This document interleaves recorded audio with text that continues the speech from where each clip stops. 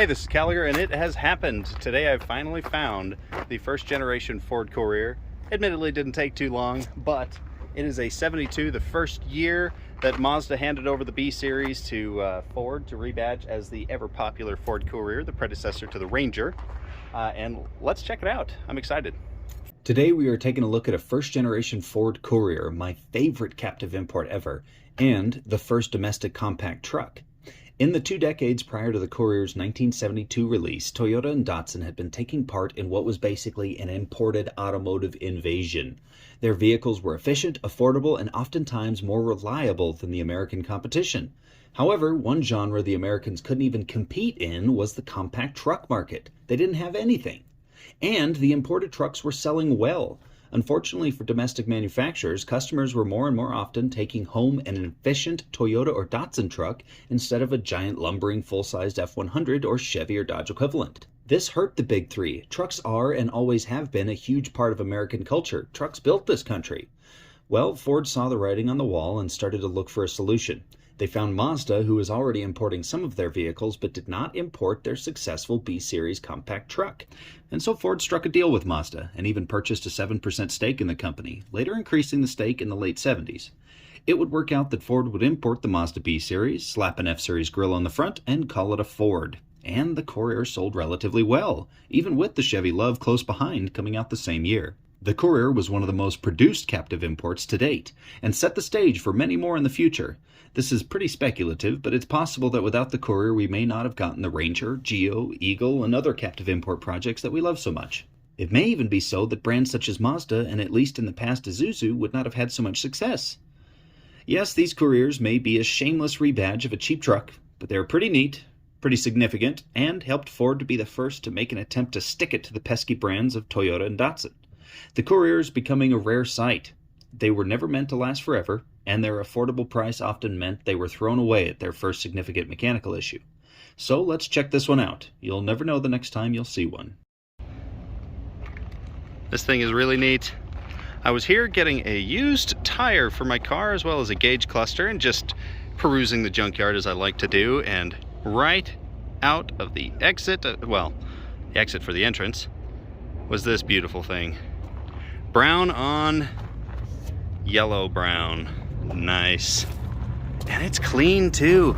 These all came with some rust from the factory pretty much, but the rest of it is not too bad body wise. However, you come in here and it's a different story. In fact, for some reason this is locked, and I don't think it's supposed to be. All right, so we are not checking out the driver's door or the driver's side. Fuel tank right there. I love these little guys. Look at those. Your tie-down straps. Looks like they had a bed topper on it at one point.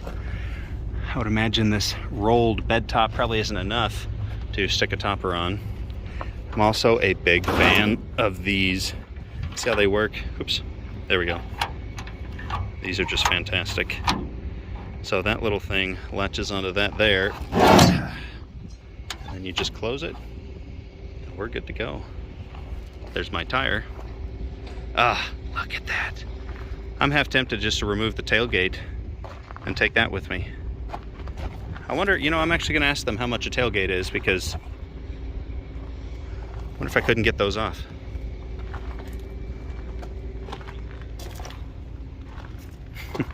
It's been a while since this thing's been on the road. However, it couldn't have been too low a trim level because she had speakers. Boy, this interior is just rough. Headliner's gross. Little teeny tiny dinky glove box. I mean, people complain about small glove boxes now.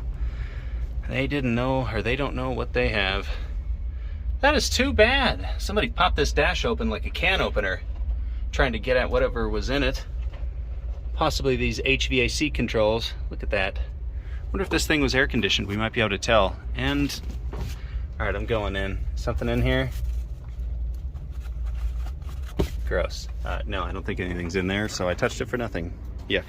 My hands are absolutely disgusting filthy from rolling that tire 1.5 miles from the other end of this yard.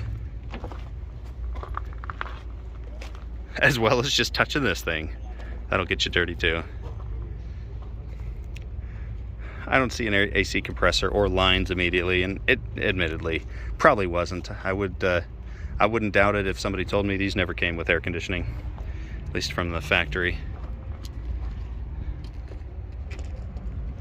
Somebody stole the head off of it. I imagine it actually had a bad head gasket or head or something, and it was probably off to repair, and then they let it sit, and some wasps moved in down there, as well as all the sticks and leaves and everything else from nature trying to reclaim it. Oh, I never noticed the cab was so dented in too. And you have just some get her done gauges. Did everything you needed them to, nothing more.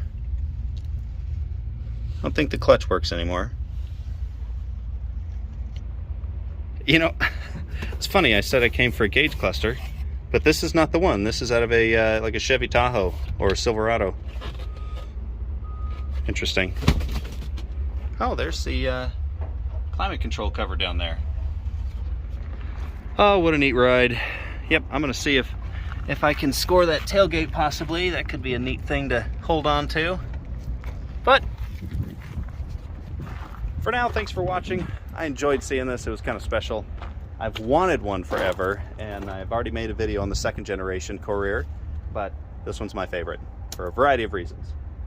Thanks for watching, and I'm going to check out now that a line has gathered.